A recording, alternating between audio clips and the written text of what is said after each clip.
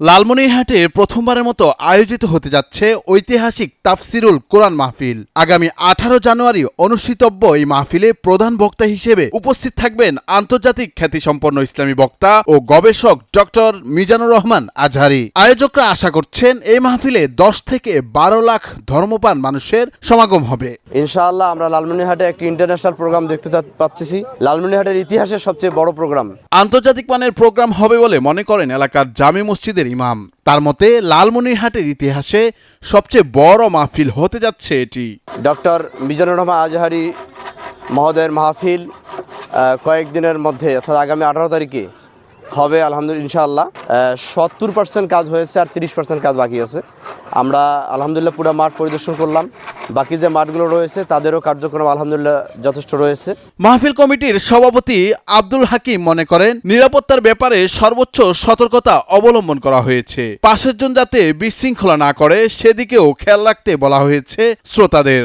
আমরা ডক্টর মিজানুর রহমান আজহারী আসবে সেই বিষয় নিয়ে আমরা প্রশাসন এবং আমাদের স্বেচ্ছাসেবক কর্মী যৌথভাবে মিটিং করে আমরা সার্বিক নিরাপত্তার ব্যবস্থা অক্ষুণ্ণ রেখেছি, যাতে আপনারা দিনী বাণী শুনে নিয়ে যেতে পারেন।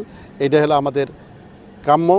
আর আপনারা দূর দূরান্ত থেকে আসবেন, শৃঙ্খলা নিয়ম মেনে চলবেন এবং সবাই যাতে আপনার পাশের লোক কোনো বিশৃঙ্খলা সৃষ্টি না করতে পারে সেজন্য আপনাদের পাশেই আপনারা সজাগ থাকবেন। মাহফিল আয়োজনের প্রস্তুতিতে পুরো লালমনিরহাট এখন উৎসব মুখর। সোহরাওয়ার্দী মাঠকে মূল মঞ্চ হিসেবে নির্ধারণ করা হয়েছে। এছাড়াও জেলা স্টেডিয়াম মাঠে নারীদের জন্য রাখা হয়েছে ব্যবস্থা। এখানে মূল প্যান্ডেল হচ্ছে সোহরাওয়ার্দী উদ্যান। এখানে আমরা সুবিশাল একটা প্যান্ডেল করেছি, যেটাতে প্রায় 40-50 হাজার লোক ধরবে আর কি। আর এখানে টোটাল পুরুষ প্যান্ডেল হচ্ছে 3টি।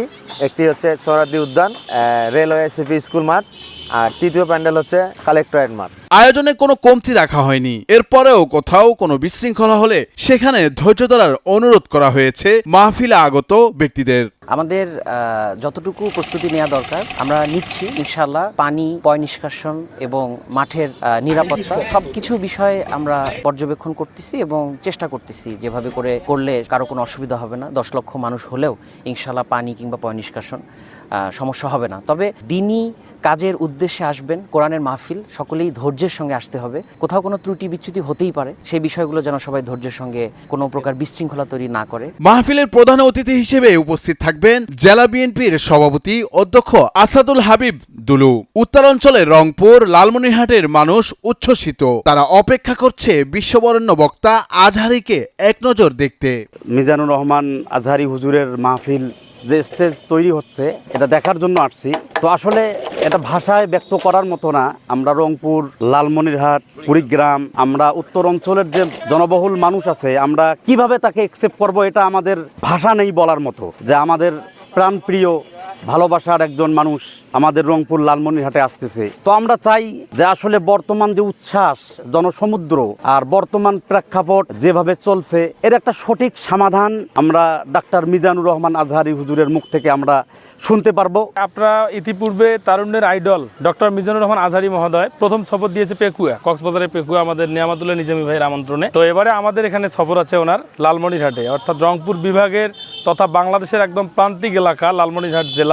অনেকেই এটাকে অবহেলিত অঞ্চলও বলে। তো আমরা অবহেলিত অঞ্চলের মানুষরা চেষ্টা করতেছি আমাদের এই অঞ্চলে বর্তমান বিশ্বের আলোড়ন সৃষ্টিকারী ইসলামিক স্কলার, আমাদের তারুণ্যের আইডল, জনপ্রিয় বক্তা ডক্টর মিজানুর রহমান আজহারী মহোদয়কে এখানে নিয়ে আসার জন্য এবং ওনার মাধ্যমে দ্বীন ইসলাম এবং কোরআন এবং হাদিসের আলোকে খুব সুন্দর উপস্থাপনা এবং খুব সুন্দর সুন্দর নসিহা পেশ করার জন্য আমরা ওনাকে মূলত আমন্ত্রণ জানিয়েছি। মাহফিলকে ঘিরে নিরাপত্তা নিশ্চিত করতে আইন শৃঙ্খলা বাহিনী ছাড়াও 2000 স্বেচ্ছাসেবক মোতায়েন করা হবে। প্রবেশ পথে থাকবে তল্লাশির ব্যবস্থাও। নুরুল আফসার, নয়া দিগন্ত।